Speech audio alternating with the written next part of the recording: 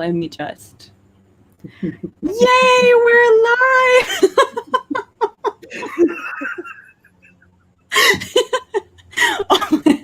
You look absolutely ridiculous, but like in the best way. I'm Julian. Also, right?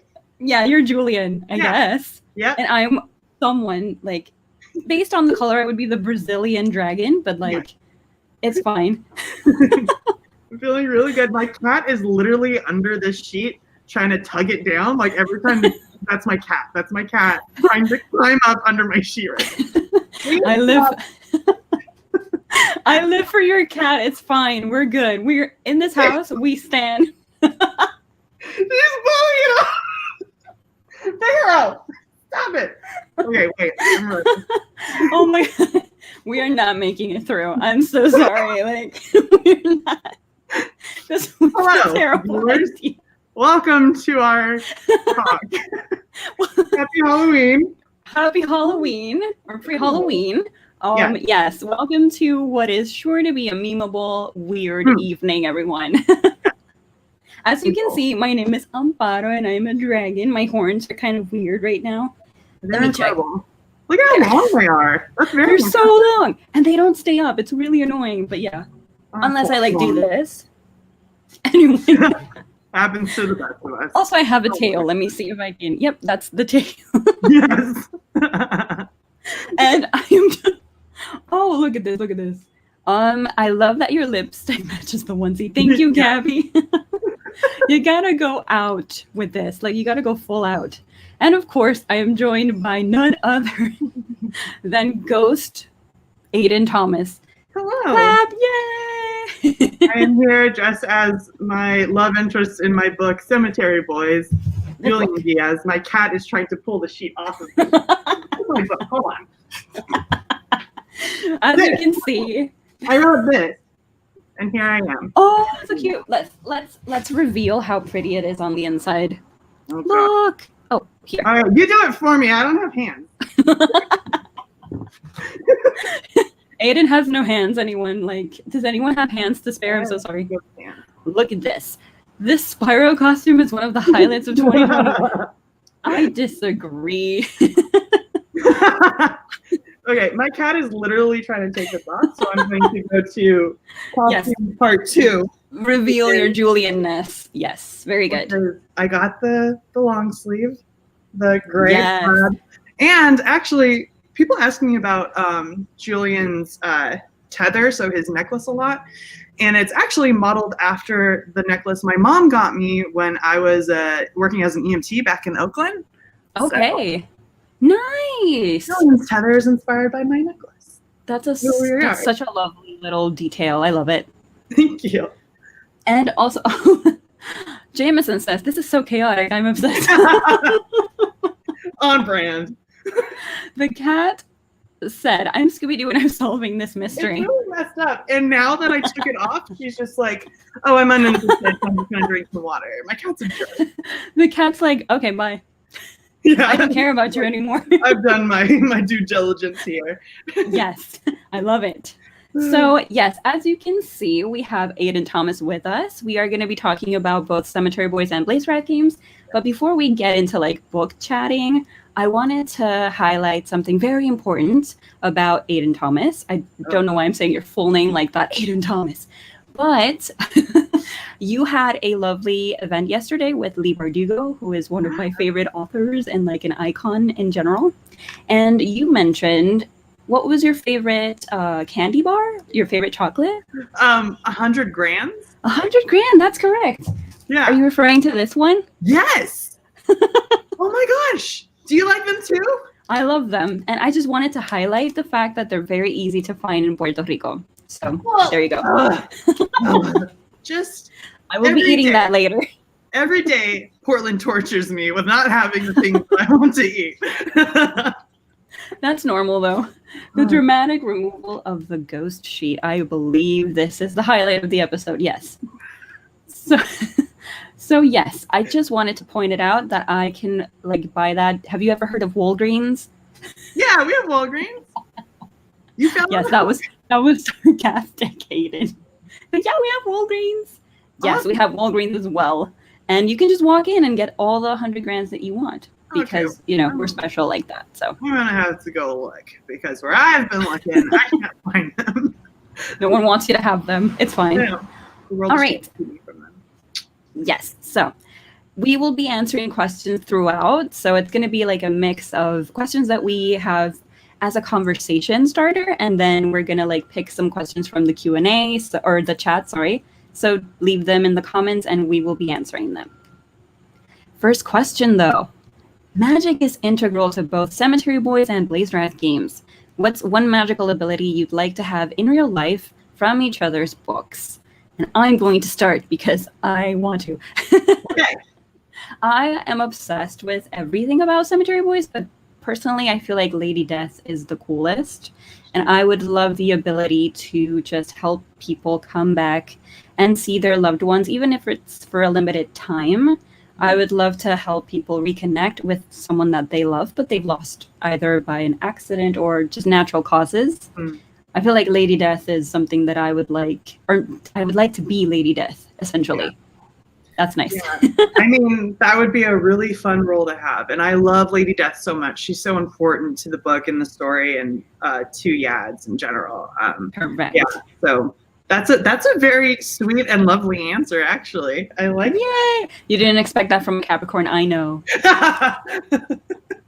Yeah, especially when you're always picking on me for being a Cancer. So maybe it's very easy to pick on you. My answer might be a little Cancerian of me. Oh no.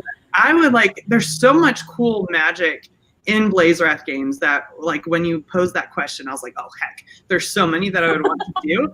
But the one that's jumping out to me, especially during quarantine, is the transport charm. Oh, yeah. I would love to have that right now to like visit my friends who I can't like see or travel to because planes are a disaster, a nightmare. So, yeah, so being able to like go and visit my friends and also be able to like disappear to like a deserted island somewhere where I could like free of cost. Outside, yeah, without again all these other things, and like that would be really wonderful to just kind of escape. So transport charm is what I would really like to have in my soul world. As Cancers deserve. Look at that. Betraying me already. Great. All right. So that's awesome. Let me see. Ooh, here we go. Aiden, what is the little troublemaker's name and can we see them? I would like to see the baby. Where is she? She's like she's like, what? It's just me. Her name is Figaro. She is named after the cat from Pinocchio. Oh my God. Yeah, she's black and white. So yes. On brand. Ooh, okay. Oh my God. So this is Figaro. Look at the eyes. I feel like I'm being judged, but like in the best way. She's very judgy. It's fun. Oh my. She's a very sweet girl. She runs this household, and by household, yes, I live in a 500 square foot apartment. In my entire house. I also have a dog. His name is Ronan. He's also black and white, and he's under my desk by my feet as always. But I think Ronan is he's even more Cancerian than you, even though you told me he was not. Yes. But yeah, he has like a lot of issues with noise and just sudden movements, which is on brand, very on brand. Very sensitive. He's a sweet, sweet boy. He needs help. Yeah. What a beautiful baby. I agree. Yes. Yeah, she's very pretty. I would. Oh, look at this. I would die for Figaro. Wow. Yes, los bigotes. I love that. It's just like such a cute face for such an evil creature. I love it. Yeah. All right. So next question. Pretend you're on a magical quest. Which magical creature is your sidekick? No ghosts or dragons allowed. You get this one first. Good, because my answer, and I don't want you to steal it, would be a jaguar. As if I would steal. I would want it to be a jaguar alebrije. So, like, very specific. I love alebrijes, and what those are these. I have a couple. I actually have several, but right now by my desk. They're basically these magical little spirit creatures, and they're always like kind of a hybrid between two different kinds of animals. They're in Coco. Yes. they're in Coco. So I would love to have an alebrije that was a jaguar, because jaguars are super cool. They're one of my favorite animals, and they can do all this really cool stuff and like magic. And like I would want mine to have wings, because a lot of these animals have wings. Yeah.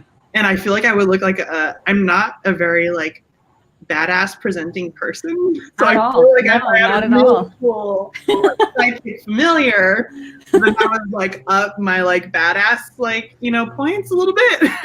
Just a little bit. I mean, I feel like it wouldn't be much. But yes, I feel like mine would probably be, and this is a bit generic, but I would probably pick a trickster god from like any pantheon, because I feel like trickster gods are it. Can you imagine just like being stuck somewhere and not being able to like do anything, but the trickster god is like, don't worry, I got this, and it's like cracking knuckles and ready to work, you know? So I feel like that's really good. That's a good pull. If he happens to look like Tom Hiddleston, bonus points, but it's not like super necessary. Like, oh, he looks like Tom Hiddleston. Great. Oh my god. I will follow you anywhere. He's going to be like that person that I use as a guide forever. That's a really solid choice. Yes. Very smart. All right. So, thank you. So let's talk Halloween. If you could design a magical haunted house, what would it look like? So when I think about haunted houses, I am way too afraid to like go. Oh, really? I know, that may probably surprise people. I just like the people jumping out at me. I'm just like, no, I don't want to do that. But so you've never been to like any sort of like haunted house attraction? That's not necessarily true, because my dad like enjoyed taking me to really scary haunted houses when I was way too little. Like me and my That's a real one. Yeah, so terrifying. But if I was going to make a haunted house, and if it was going to be something that like really scared me, I am terrified of wolves. So if it was like a haunted house with like trees that are like dark and creepy, and like stuff moving like in the shadows that you really can't see, and then like wolf howls, and like someone like really terrifyingly dressed up as like a really scary wolf, that would scare the heck out of me. You'd be like, I'm not doing that. Like, that's where I draw the line. Yeah, so if I was making a magical haunted house, I'd be like, all right, let's get some real werewolves in here, and like fill the place up, make it really dark, spooky, like creepy moving trees and stuff like that. I think that would be my haunted house for sure. And then in the darkness, do you have like a specific fear of like eye color? Like if it's yellow or red, you can like see it glowing. Oh, God, I mean, all of the above. Yeah, that's terrifying. Just your face as I said everything. It was like watching someone relive their greatest trauma. I love it. Yeah, I'm like, oh, okay, I'm having flashbacks. Sorry, not sorry. Guys would be a great addition. Thank you. Yes, of course. Always here to help. So I feel like my haunted house would probably be like, it would be a combination of a haunted house, but also like an escape room, because I'm terrified of deadlines. Or one of my fears is just like limited time. Yeah. Like just having a specific minute or amount of minutes, or even like an hour, to me is stressful anyway. Like trying to get to one place. Yeah, in that amount of time. Ooh, it's horrifying. So it would be like, you would be like, you know what? I love, even though it's super creepy and it's one of my fears as well. Do you know like Hansel and Gretel the witch? Yes. Yeah. Just imagine being chased by a witch who wants to like make you into food. Yeah. And you have like a limited amount of time to get through every single part of that house. That's actually super genius. So, like, have a haunted house that's also an escape room. Like, absolutely. And I very much relate to like being afraid of deadline. Like, as authors, that's terrifying. Yes. So that's very relatable. Yeah, that'd be terrifying and really fun. Oh no, it's not fun at all. Like, not to me. I would just be crying the whole time. I don't know if like, well, I'm not huge on crying. I have been to haunted house attractions and I have not cried, but I scream really loud. And one time I actually grabbed the person in front of me and used him as a shield. I didn't know him. He didn't know me. I just saw a backpack and I was like, this is how I survive. Now to latch on to this. Yes, I hope I didn't like do anything to harm him, but I just don't really care at the same time, you know? My safety matters more. Yes. Johnny says nothing is scarier than the anxiety of an approaching deadline. Yeah. Correct. I Yeah. have 2 right now. So, I do you have a deadline, Aiden? I feel like I'm always on deadline, whether or not it's like self-imposed or not. But I'm getting ready for NaNoWriMo, so I need to get an outline together. Yeah. So that's the isn't that deadline. like, it starts like on Sunday. It's like Yeah. 2 days away. Oh Yeah. my gosh. Didn't mean to stress you out, but I gotta figure it out. Jameson wants to know what makes a good villain/antagonist. Oh, that's a very good question. They have to be a Capricorn to start out. I'm kidding. And What do the you main think? character should be a Cancerian. I'm kidding. What makes a good villain? Someone who feels like they're rightfully justified in everything they want, but what they want is somehow hurting others. Even if they don't necessarily want to hurt others, a villain or an antagonist would like something for themselves that would help someone else, like their lifestyle or their quality of life would deteriorate somehow. But at the same time, you get why they're trying to get what they want. Those are kind of the most fun antagonists, right? And I can see why that would maybe be your favorite kind. Interesting. Interesting. Yeah, those are the fun kinds of protagonists, absolutely. Like really the ones where like the morally gray and where you can kind of see where they're coming from, but at the same time they're doing terrible things. Those are fun. Yeah, I love that. I mean, you can have an antagonist that's evil because they just are, right? Yeah. You don't have to justify everything all the time, Yeah. but there needs to be a reason why that person is the way, or that creature or whatever it is the villain or the antagonist. So yeah, and kind of having that like moral push and pull in your brain, like even just like making a reader or yourself think about that. It's like, oh, it makes things stressful. more intense and stressful. Yeah. I mean, do you struggle with it? Because it's like making your antagonist believable and like, because I personally feel like anyone can be an antagonist. Like anyone is the villain of another person's story. Even if you think that you're great, you know, someone is not going to like you. Yeah, I totally agree. I think that when it comes to writing protagonists, the more complex that they are, like you were saying, that's like one way to like make it a very complex antagonist. The more interesting they are, and so interesting protagonists are always my favorite. For me, my favorite kind of protagonist, the example that I use is Mother Gothel from Tangled. Oh my god. Well, see, what's so cool and compelling about her for me as a reader and a writer and a consumer of media is that even though it's very kind of clearly laid out from the very beginning that she's the bad person, the idea that someone that you're close to or even like a family member is in this really kind of creeping, insidious way of being the antagonist without you necessarily realizing it. Yeah. I think that that's super compelling. And I love that idea of like with Mother Gothel, like it's like this is Rapunzel's mother who raised her, you know, someone who's really close to her, and kind of like the idea that people who are close and dear to you, who could even be family members, can actually be bad people. And that's really unsettling and really scary, especially for a younger audience, right? And so I think that those are always really compelling and interesting and the most terrifying, to like have the antagonist be someone that you don't even recognize. Yeah. Sorry, I'm just fixing my horn. But yeah, I feel like I just really like it up. I feel like that's exactly something that I would love. Melanie says I'd probably slap someone who jumps on me on a haunted house. I mean, well, that's why I'm never going with you. Oh, look at this treachery.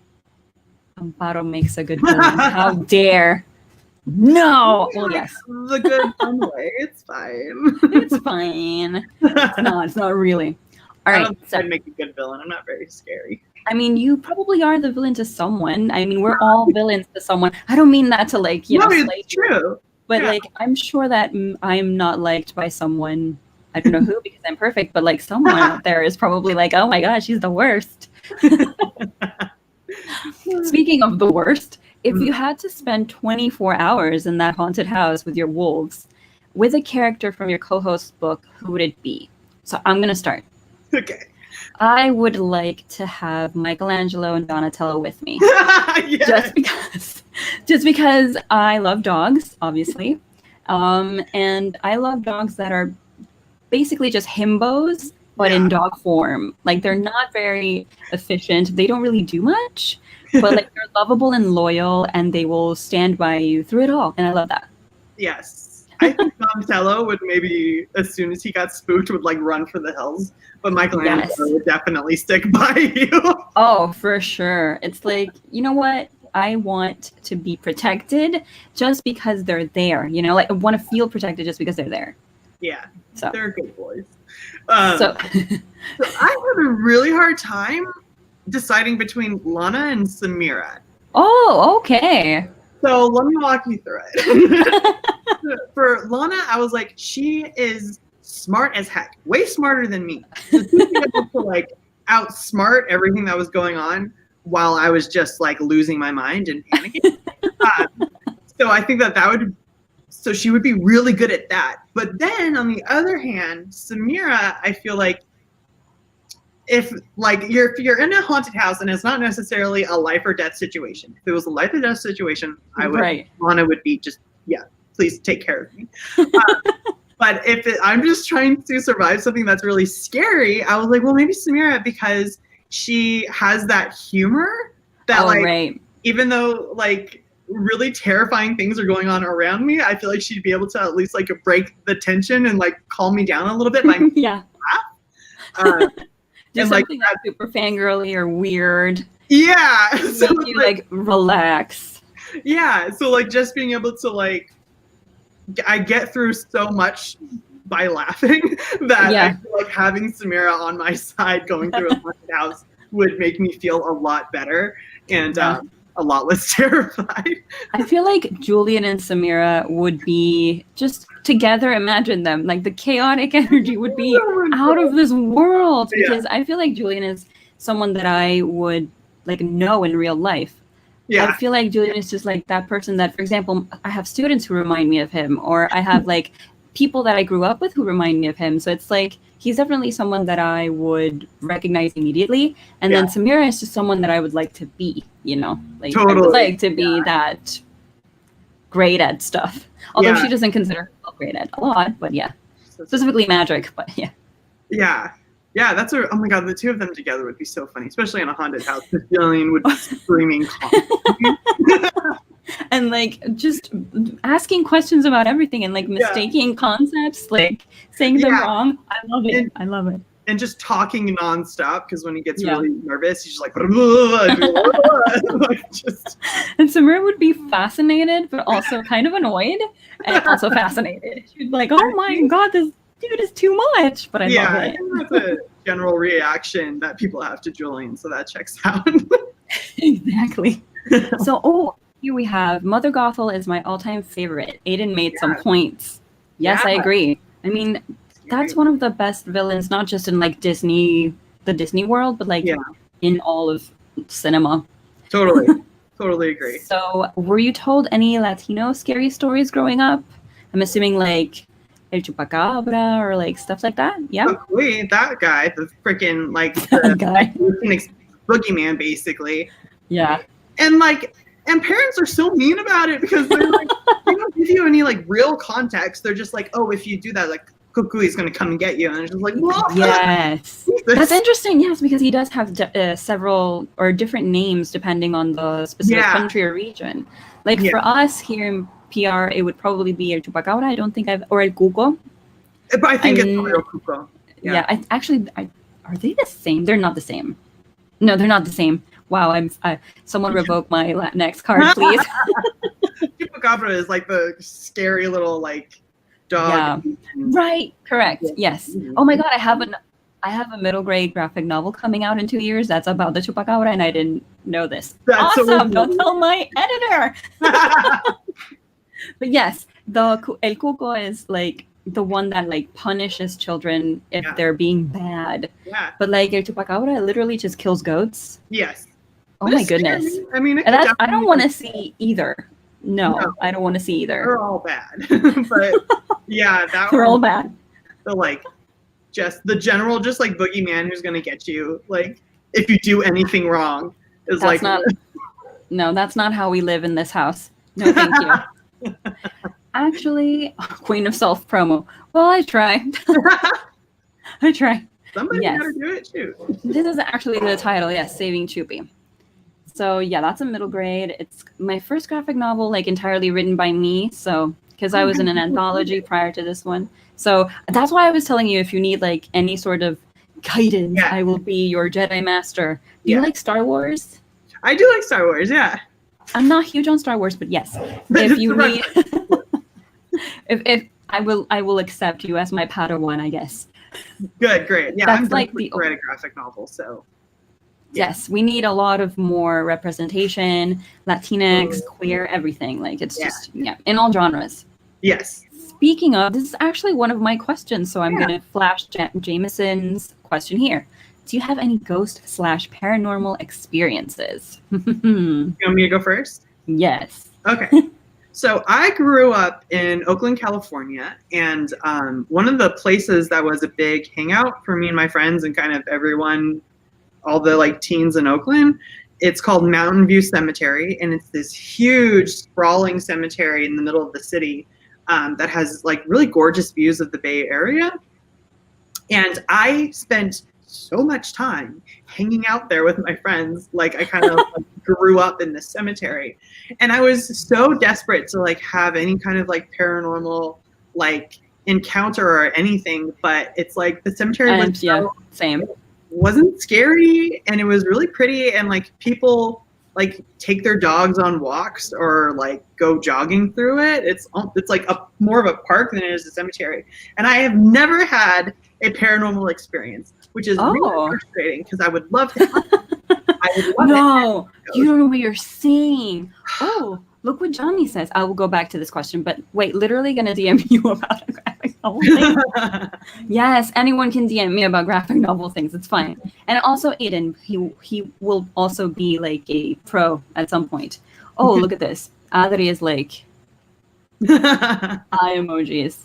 All right, so have I had any paranormal experiences? Well, I've only had one, actually. Okay. And it was really strange because to this day, I don't really know what happened. You know that for us, it's very important when you turn 15 as a person who is like celebrating it. Really just, I didn't celebrate. Why am I holding my, anyway. I'm like, da-na-na-na. So when I turned 15, I did not want to have a quinceañero because I just did not want to be, I didn't like being in the center of attention. I didn't want, and it's also super expensive for parents. So I'm like, or for, people in general, caretakers in general. So I was like, I'm not going to have quince. But anyway, the point is that on my 15th birthday, I woke up and I felt a pressure on my chest. And it felt like someone was whispering like really close to this specific ear. And it was kind of like a kind of sound. Yeah. So I'm like, oh, I'm dreaming. I thought that I was still like asleep. Yeah. And so I'm like trying really hard to like wake up. But the thing is that as I wake up, or as I open my eyes, I was awake. My eyes were closed. So when I open my eyes, the thing is still happening and I can't speak. Like I'm trying to call out for my mother and I can't speak. So I just kept pushing and pushing and pushing until I finally screamed, "Mom!" And then I stopped feeling the pressure on my chest and I stopped like hearing the weird whir sound. And it's the only thing that's ever happened. And my mom was like, oh, it's probably like the spirit of your grandmother or something like that. I'm like, that's a very strange way of saying hello and happy birthday. Yeah, like why would she be making that terrifying noise? That's weird. And also like apparently incubus or incubi are the creatures who do stuff like that. Oh, that's scary. So no, thank you. You're like, that's a hard pass for me. Yes, I'm not going to deal with that. So it says freaky sleep paralysis. Yeah, you could say that. Amparo, are you just admitting you experienced sleep apnea? Maybe. Oh, can you imagine? And also, sleep paralysis demon. Oh no. That is a thing. See, sleep paralysis demon. Oh yeah. no. Oh, okay. Ay, mi madre. The spirit of your grandmother. That sounds like a disaster waiting to happen, and I don't really care. Sorry, not sorry. But yeah, that's my experience with that. I literally nothing else has ever happened to me like that. Yeah. So I don't know what that was about. I wish I would have something. I like ghosts. No, you don't know what you're saying. I don't know. I keep speaking hate into that. the universe. And everyone's like, Aiden, don't like talk about it because then it will happen. And I'm like, well, it hasn't happened yet. So Oh no. You don't want that. You don't want that. Wait. All right. So I think that's pretty much our questions. So viewer Q&A time. Who has any annoying or not annoying, sorry. I don't want to be that person. Wait. Let me check if there are questions actually. I think there were. Awesome. Wait. So in terms of wait. Oh, I think this was like in reference to like the dog's names. Yeah. Which Sorry. is actually a line that happens in Cemetery Boys. Yes. Julian is like, oh, like the turtles? And Maritza's like, no, how dare you? I love her because she's just like, she embodies what a lot of us feel. Like, Yeah. it's like, why are you such an uncultured swine? Yes, totally. Oh, Aiden gonna catch a ghost because he's literally asking for one. Let's hope not. I know. No. Why would you want a ghost to haunt you though? They're not bad. They don't have to be bad. Okay, but like for the most part, they are. That's just what media wants you to believe. I mean, they're validated, I guess. They're validated. Oh, look at this. Literally have met a spirit of dead relative, and it was spooky and as definitely my creepiest ghost experience. Ooh. No, thank you. That's, I mean, even if I did have that experience, it's like, no. Me and Julian have the same brain cell, honestly. Yeah. I mean, does he have brain cells though? I'm not sure. Well, I like to say that the trio shares one brain cell, and it actually belongs to Maritza. To Maritza, yeah. I completely agree. I mean, I feel like, which one would you say is the one that would, if need be, would save the world from all sorts of paranormal creatures? Like, not just in this contained story, but like in like a Marvel Cinematic Universe type of situation. Like, who is saving the world? I think that they're all capable of saving the world in very different ways. Like, Julian's way of going about it would be very chaotic, and there would be a lot of collateral damage. Yeah. Yad's, when it comes to like a hero, he's more, when something bad happens, Julian goes to defeat the bad thing that did whatever the disaster was. Yeah. Yad's, what he does is he would go and help the people who were impacted by the damage. And Maritza would come up with a plan of how to definitively stop the bad thing without causing collateral damage. So in that way, I would say that Maritza would probably be the one to do it in the most efficient way possible. Yeah, but I think, well, speaking of Cemetery Boys, actually, because I was going to ask you, I always, as I was reading, I kept saying his name as Yadriel because I was reading it in Spanish, or like not reading it, but like my brain processes his name in Spanish. Yes. So like, do you think it's like Yadriel in your brain or Yadriel? It's I will call it whatever you tell me. No, yeah, you're absolutely right. It's Yadriel in my brain, but I try to just make it more accessible. So I use the American accent when I'm using the names. Otherwise, it'd be Yadriel and Julian. So yeah. Oh, right. Why didn't I think of that?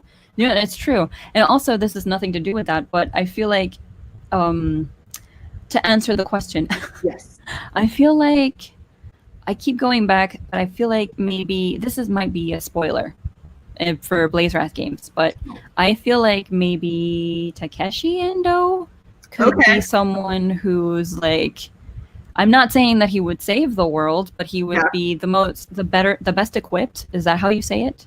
Yes. The best equipped to like, no magic, but you know, I mean, Samira is the one who would like probably do the best because of magic alone, and she's very smart. But Takeshi is a plotter, Yes. And yeah, he's just. That's so funny because I was going to say Takeshi for like, who would you be in a haunted house? And I was like, oh my God. You know, it's like, you know, it's complicated. Yes, exactly. I feel like he's an antagonist, and he's the type of person. No spoilers for everyone here. Yes, I love that. Okay, but yeah, I feel like I feel like character. Yeah, he has a lot to deal with. Look, I mean, what if it's a handsome ghost? I still would not want this ghost around me because it's still dead. And what am I gonna do with someone who's dead? Like, I can't like high five them even. Although, you know, Julian is like on this journey to like hold things and feel more real. Yeah. Or make himself a bit more accessible, right? Yeah. So that's exciting. Yeah. So I'm just saying, I wrote a whole book about it. So my goodness. And you should read the book, honestly. If you haven't read it, it's amazing. Oh, look at this. I was pronouncing Julian in my head that way, or Julian. Yeah. While reading, and then was worried it was wrong when I heard Aiden say it with a hard J sound. No, it literally, like, it's complicated, right? And it just depends on where you're from and what your dialect is like, but it's officially like in my head, and the way that it sounds the most beautiful to me, and why Yadriel is my favorite name is because it's so gorgeous the way that it's meant to be said in its mother tongue. And same goes for Julian. But when I'm talking to a large group of American readers who, it's complicated. Language is complicated, accents are complicated, and when your tongue isn't used to moving in certain ways, it's difficult. So yeah, so there's no wrong answer. It all just depends on where you're from. And I love that. Oh, look at this. On a journey to high five. Okay, Adri. But I feel like since we are, you know, talking about two books that deal with what it is to be a magical entity in a mostly Latinx narrative, I feel like language is very important because in my case, I don't know if you've noticed, but my name is in Spanish. So it's like a lot of people not mispronounce it, but pronounce it, or well, some people do mispronounce it. But some people, you know, will say it with their American accent, and that's fine. Ampero, yes. Yeah. I don't mind it. I don't mind being called Ampero. It's fine. But I did feel like a lot of people, when naming my character, I don't know if do you know about Once Upon a Time? The show? I know of it, yes. Well, the actress who plays the evil queen, her name is Lana Parrilla. And that's who I like stole her name from. Oh, cool. Yes, because I love that name, but also I was like, I want a name that's in Spanish or that sounds Spanish-y. Yeah. But is like easy and familiar to English speakers. That's a really good way of putting it, actually. Yeah. Familiar. There's nothing wrong with that, right? It's like, make it accessible, especially when it's something that's written. It's hard to. You can't just be like in the notations, like, you know, said like this. Yeah. I mean, sometimes, you know, I mean, I do know that a lot of people have like pronunciation guides and such. Yeah. But like, I did hear the other day, I was in a meeting and someone said Lena. And I was like, Lena. You're like, that's not right. Well, that's not it. But like, for example, I mean, a lot of people, I don't know, like, for example, names of countries in Spanish. Yeah. I know that Mexico, people call it Mexico, which is fine. Yeah. But if you are a Spanish speaker, first and foremost, I feel like it's completely okay for you to say Mexico instead of Mexico. Totally. And no one should be like, oh my God, you said it wrong or whatever it is, right? Yeah. Like, I'm not about shaming people for the way that they say it. Yeah. I mean, I do take issue. Ooh, yes, Team Regina. Yeah, that's her name, actually. Regina. Or her human name, I guess, because she is the evil queen. But yeah, I feel like in terms of like Yadriel and Julian, I didn't really say Julian in my head, to be honest with you. I kept saying Julian, but yeah, it's like awesome. And so in terms of like something that you would in like, let's say Cemetery Games or BLAZEWRATH Boys, like the combination of both worlds were to happen, which would be very strange, but also really cool because ghosts and dragons could totally cohabitate, right? Yeah. Someone write that, please. We can't write it, but someone please write it. We have deadlines and stuff. We're busy. We're a little busy. Someone please write a book where ghosts and dragons coexist. Yeah. Thank you. And make it super Latinx. Yes. But yes, if those two worlds were to collide, do you still think it would be a fantasy, or can we change the genre? Can it be a thriller or a horror or a sci-fi? Do you read sci-fi, by the way? Because I genuinely wish I could read more. I read a little bit of sci-fi. I watch a lot of sci-fi. So when I'm consuming sci-fi media, it's usually movies. That Same, or shows. Yeah. That being said, I'm interested in entering like the sci-fi realm for sure. Oh, you are? I'm very interested in it. Yeah. Oh, spoiler alert. I mean, I want to write in pretty much all genres. Everything. Yeah. I think And you should. Yeah. I think like a horror thriller would be really cool. Oh, yes. Yeah. Yes, indeed. I love thrillers. Do you? Someone asked me this the other day, and they were like, "Oh, which is your favorite like thriller?" And I was like, "Or in film?" And I immediately go to my favorite movie of all time, which is Seven. But have you seen it, by the way? Oh yes, that's a really good one. That's very cruel. That ending is very disturbing, and I love it. Yes, so good. Classic. Yes, but also like there's this Hugh Jackman movie called Prisoners with Jake Gyllenhaal. Oh. That's Jake Gyllenhaal is a detective, and Hugh Jackman is the father of a missing child. Ooh. And so it's just messed up in the best way. Yeah. I'll have to check that one out. I haven't even heard of that one. We are here for the Rex. Oh, look at this. Great. I love it. Yes, please. Ooh. The Expanse. Do you watch The Expanse? I don't watch The Expanse, but I've heard a lot of good things about it, so I need to check that one out for sure. I have never seen it. My favorite, like one of my favorite movies is Pacific Rim. Oh my God. Oh, yes. Have you read any of the graphic novels or like? I'm sorry, there's graphic novels? Yes. Oh my God, what I've been doing with my life. And I think they tell this, I haven't read them, but I think they tell the story of like the other, Jaeger pilots? The Jaeger pilots, yes. And I feel like there's like the European couple that's like married. You know, they have like the best, they're the most drift compatible, I guess. Yes. There's like more stuff about them, I feel. Gosh. Okay, I'm going to find this. Yes. Okay, sorry, I'm very distracted. I pulled it up. Oh, hello, Anna. It says, reviving my old Wattpad for a BLAZEWRATH Cemetery Boys crossover fanfic. That's going to be a disaster. Not because you're writing it, but because those are two very strange worlds to mix. I love it. I like it. It'll be great. Oh my God, please don't get me started on Pacific Rim. It's so good. Apparently, it's like a thing. I need to know more about those Chinese triplets. Yes, the Chinese triplets are my favorite Jaeger pilot. Aiden has lost control of the chat. Yeah, that's my favorite Jaeger. It's so cool and badass, and I loved that. Yeah. Aren't they the only ones that it's like 3 people? Yes, the only one that has 3 people. And it's like, I mean, they're siblings, so it's like... And it's so cool. Yes. It's so cool. I'm so into it. I mean, if that's something interesting because look at this. Pacific Rim is so good. Drift compatibility is where it's at. I completely agree. To play with. I would love to do some kind of story incorporating that for sure. Oh, that's interesting. So that would be your IP in terms of like what you would like to write in. Oh, yes. Okay. God, please. Pacific Rim for the win. So I feel like if you could give Cemetery Boys to any other author and to like write a spinoff, who would that author be? Your dream author? Are those your thinking noises? Yeah, let me thinking noises. I'm so obsessed with Zoraida Cordova. We all know this. That would be really cool. But I get a lot of folks asking me if I'll ever write a book about Maritza. And, yes.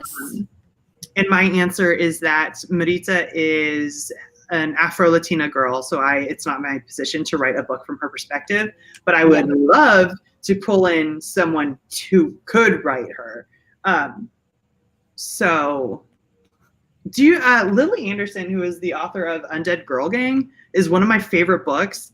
And so like have her like write a Maritza story, that would be super cool. That's beautiful. What I feel like Amparo wants the answer to be her. No, I would not do them justice. Trust me. But I feel like I would like because I do get asked about Samira a lot.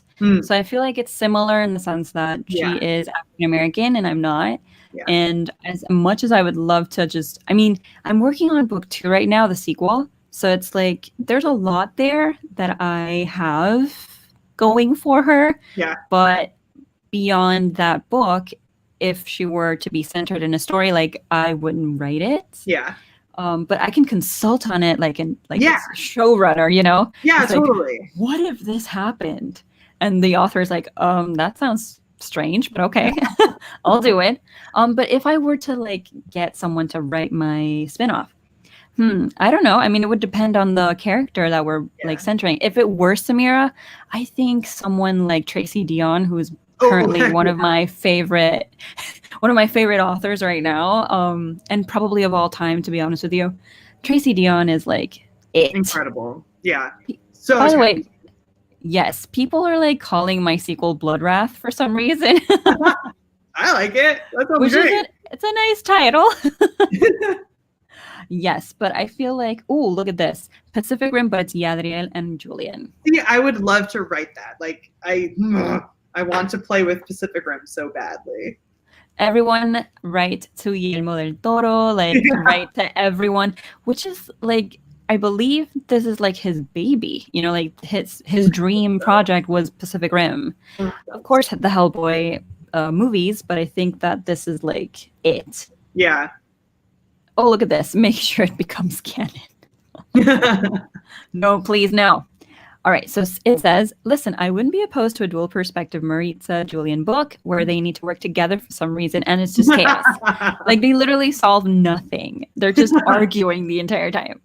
And, like, just Julian testing Maritza's patience. I love it. I would definitely like to write something from Julian's perspective because he's such a fun voice. And an easy voice for me. That would be really cool. I mean, you have said that he's the most like you, yeah. Right? Yeah. Like in personality or in humor. Yeah. It's like the outfit reflects it all, you know? Tonight's outfit. Both outfits, actually. In my head. Oh, right. Yes.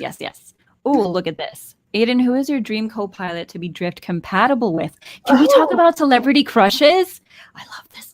I love this topic. Oh my gosh. It would have to be someone that I have a crush on just for like the chaos and like the drama of it. But isn't that like, I think that's the whole point in terms of like being drift compatible. There needs to be like some sort of chemistry there or like some sort of. It's definitely the most interesting way to be drift compatible with someone. Right. Or like bloodline. So it should be like a family member, but definitely crush for sure. Yeah, crush is way more fun. Yes.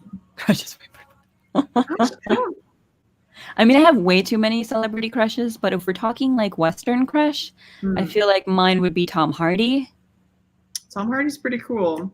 Yes, or Jensen Ackles. I'm so obsessed with Oscar Isaac. Oh, he's like, perfect. He's already like in like the sci-fi realm. So he is.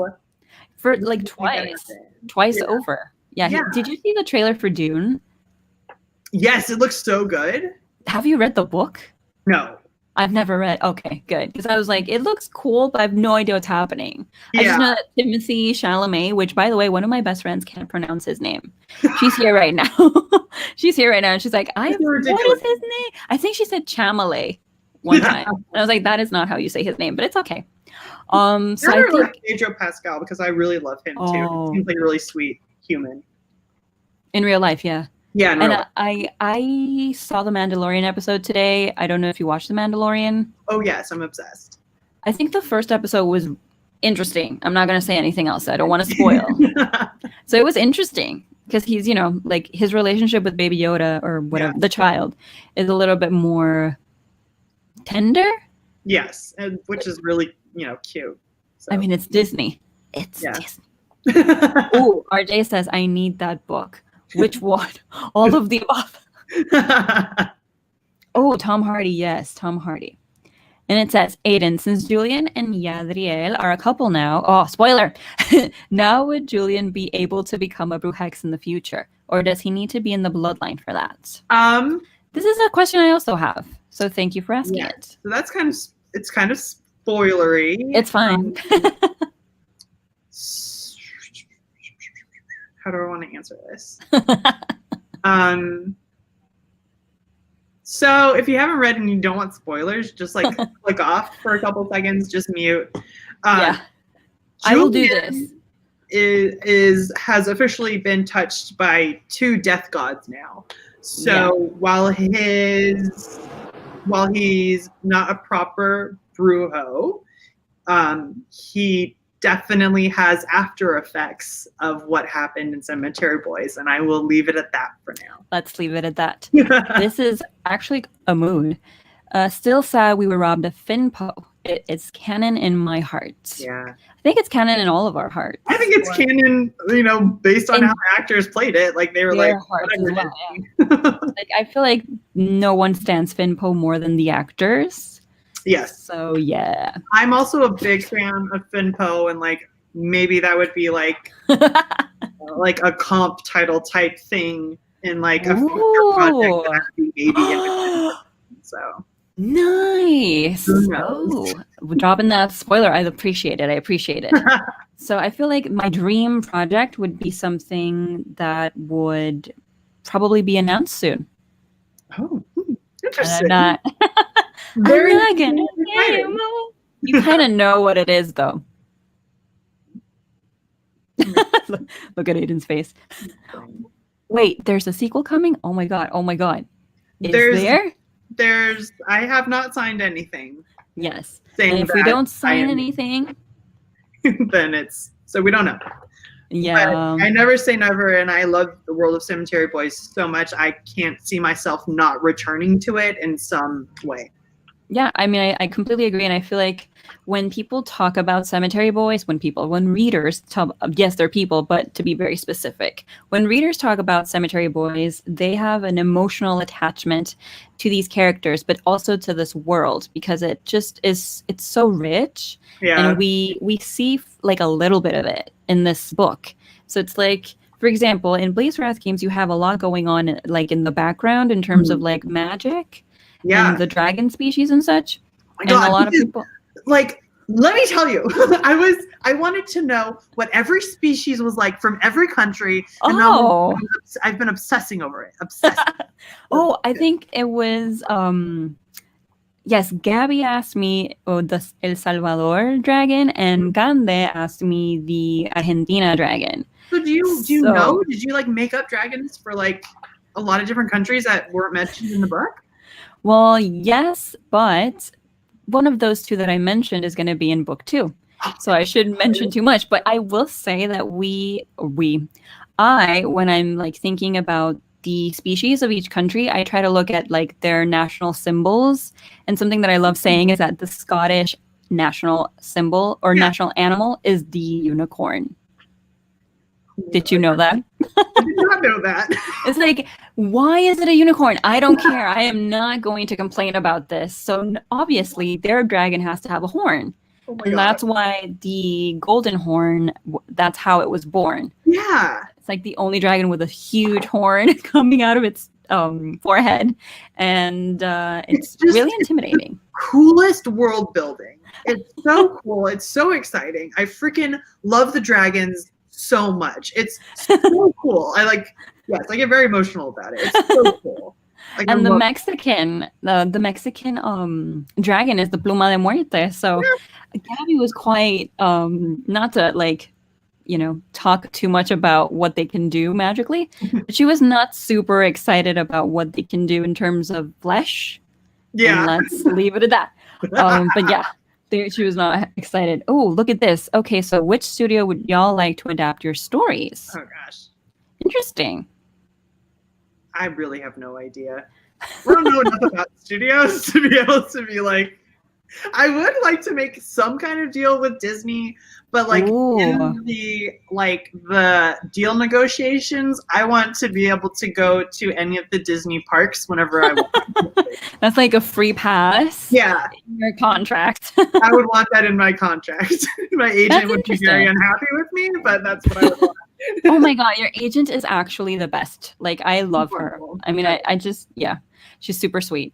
Yeah. But would you like a cameo in one of your, let's say if it gets adapted, like in movie or like whatever, you want a cameo? What would be your cameo? Cool. Oh God. I don't know. I know what mine would be. Hopefully someone cool.